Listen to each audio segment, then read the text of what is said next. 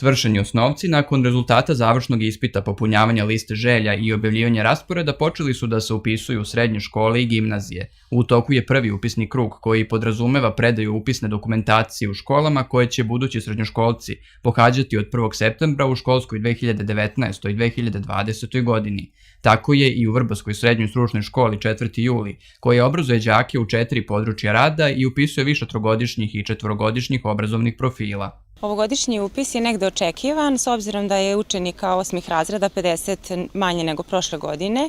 5 smerova je puno, a ostalo je slobodnih mesta na smeru prehrambeni tehničar i kompjutersko konstruisanje, ali u avgustu očekujemo da će i ta mesta biti popunjena.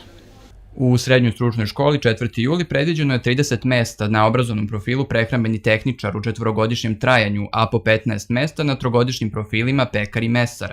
Plan je da se upiše i do 30 učenika koji će se školovati za zvanje tehničar za industrijsku i farmaceutsku proizvodnju, a 30 mesta raspoloživo je za tehničare za kompjutersko konstruisanje. Najveće interesovanje tradicionalno je u području rada saobraćaj, gde ima 60 mesta za tehničare drumskog saobraćaja i isto toliko mesta za vozače motornih vozila. Gimnazija Žarko Zrenjanin već godinama upisuje 3 smera: društveno-jezički, prirodno-matematički i opšti tip, za koji je ukupno otvoreno 176 mesta.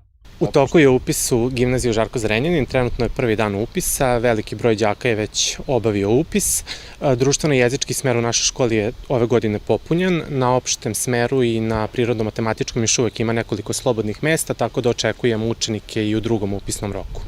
10. jula po okončanju i drugog upisnog kruga biće objavljena i preostala slobodna mesta. Na upisu i od dokumentacije potrebno imati izvod iz matične knjige rođenih, obrazac prijave za upis u srednju školu, svedočanstvo o završenoj osnovnoj školi i 3 poslednja završene razreda, uverenje o položenom završnom ispitu, dok je za pojedine obrazovne profile potrebno i lekarsko uverenje.